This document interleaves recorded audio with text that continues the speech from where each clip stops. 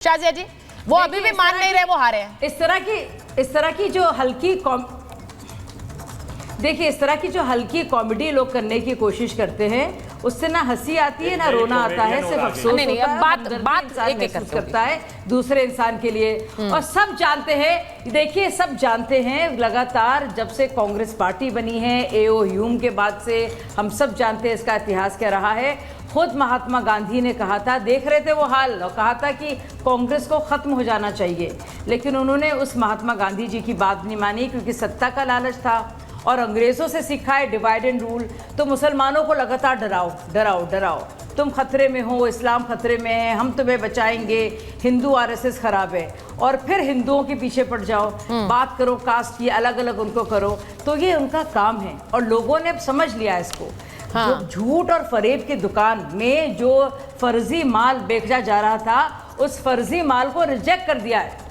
वो जो फर्जी और माल था, उसी इनकी दुकानों में लोग परेशान हो गए। देखिए कुछ दिनों तक चल सकते प्रोपेगेंडा आपका, लेकिन ज्यादा दिन नहीं चलेगा। बीच में नहीं। अभी भाई साहब क्या बोल रहे थे कि लोग ने झूठ बोला है, इन्होंने भारत के साथ ये किया है, ये तंत्र का पूरा खेल है। अब आप बताइए क्या तंत्र है और क्या मंत्र है? ये जनतंत्र है, और जनतंत्र के चलते जैसे उमर अब्दुल्ला जीते हैं नेशनल कॉन्फ्रेंस में, वैसे ही जीते हैं वैसे ही भारतीय जनता पार्टी जीती है हरियाणा में।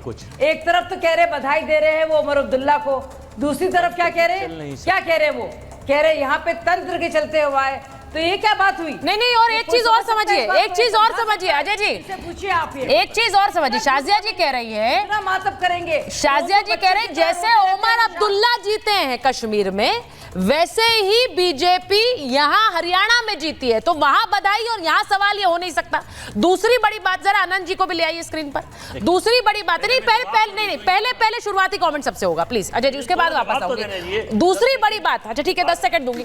दूसरी बड़ी बात उन्होंने कही, सुन लीजिए। दूसरी बड़ी बात मैं बता देती हूँ कि उमर अब्दुल्ला जीतने के बाद भी नरेंद्र मोदी की तारीफ कर रहे हैं। वो कह रहे हैं बीजेपी ने जिस तरह से चुनाव जीता है उससे सीखिए, उन्होंने जिस तरह से इलेक्शन जीतने के लिए काम किया है उससे सीखिए।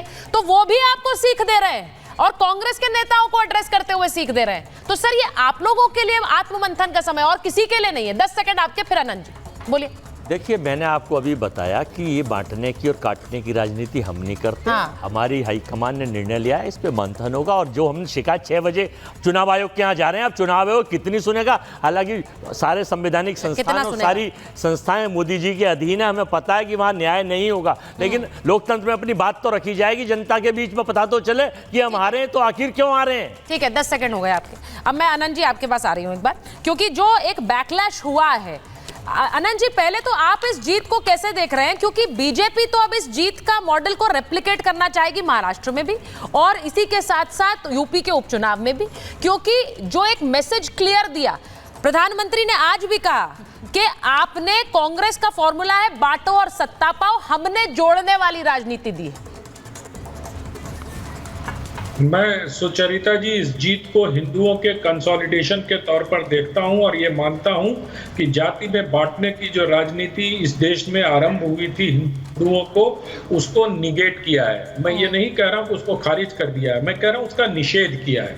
और जिस प्रकार से आप देखिए कि 3 बयान मैं आज मैं सोच रहा था, तो 3 बयान जिसमें से 2 आपने बताए कि एक योगी आदित्यनाथ ने कहा और फिर नरेंद्र मोदी जी ने चुनाव के समय ही कहा था कि हिंदू बटेंगे तो विरोधी महफिल सजाएंगे, और तीसरा बयान माननीय मोहन भागवत जी का आया था जब उन्होंने कहा था कि हिंदुओं के एकजुट होने का समय है।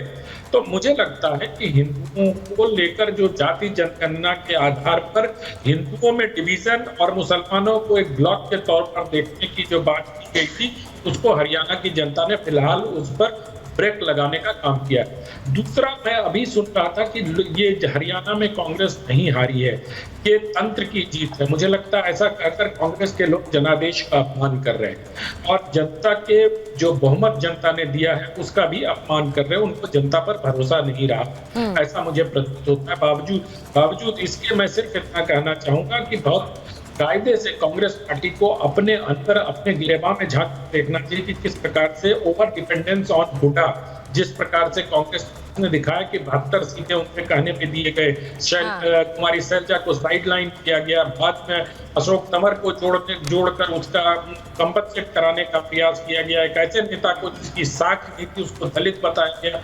और अंत में इतना कहना चाहूंगा, जिस प्रकार से जाट और गट की राजनीति को वहां पर हवा दी गई, मुझे लगता है कि कांग्रेस ने भी सोचा नहीं था कि दलित जो है वो अपने आप को गैर जाट के साथ एसोसिएट कर लेंगे। उन्होंने दलितों को टेकन फॉर ग्रांटेड ले लिया और ऐसा साइलेंटली दलितों ने अपने मत का इजहार किया कि हमें बांटो मत, हम जहां हैं वहीं रहेंगे।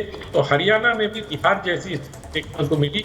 मैं बिहार की राजनीति को बहुत लंबे समय से देख रहा हूँ, जिस प्रकार से वहां लालू यादव जी का चेहरा दिखा करके और उनके राज्य में जो सब हुआ उसको दिखा करके विरोधी पार्टी अपनी राजनीति करती है, उसी प्रकार से भारतीय जनता पार्टी। आपने लालू यादव का नाम लिया, आपने कहा वहां चेहरा दिखाकर जिस तरह की राजनीति हुई, यहाँ पर भी वही हुआ क्या? भूपिंदर हुड्डा को दिखाकर जाट वोटर कंसोलिडेशन की कोशिश हुई, लेकिन बीजेपी ने दूसरा दाव चढ़ दिया, जाट, नॉन जाट, दलित, ओबीसी सब एकजुट हो जाओ।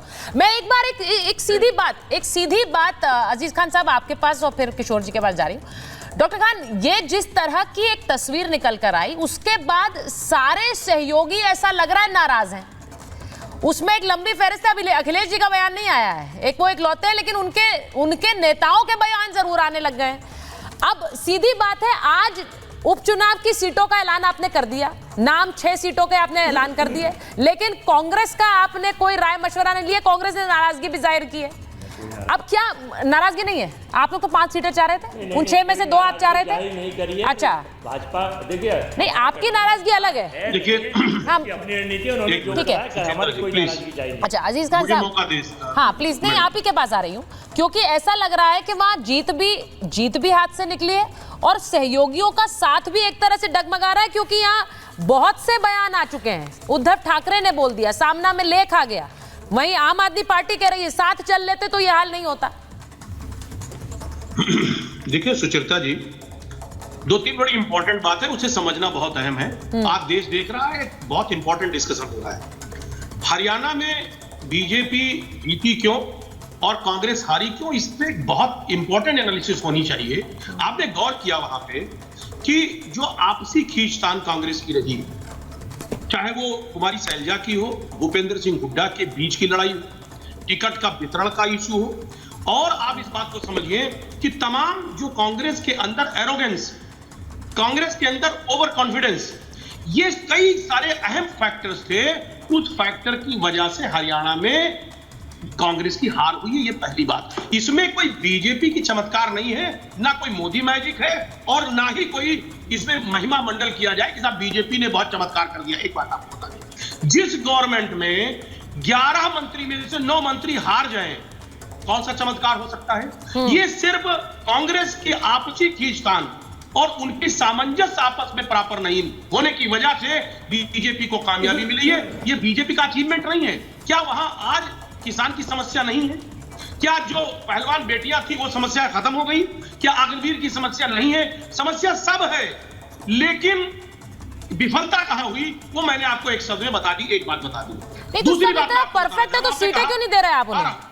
अरे प्लीज आप अगर कांग्रेस के लिए सब इतना ठीक है तो आपने सीटें क्यों नहीं दी? अब प्लीज ऐसे नहीं, आप मुझे मौका दें। नहीं आप बोलिए सर, मैं आपको कहाँ रोकती हूँ, मैं सिर्फ ये पूछ रही हूँ कि आपने एक तरफा सीटों का ऐलान कर दिया, क्यों किया ऐसा? मैं आ रहा हूँ उसी मुद्दे पे, मैं वहीं पे आऊंगा लौट के।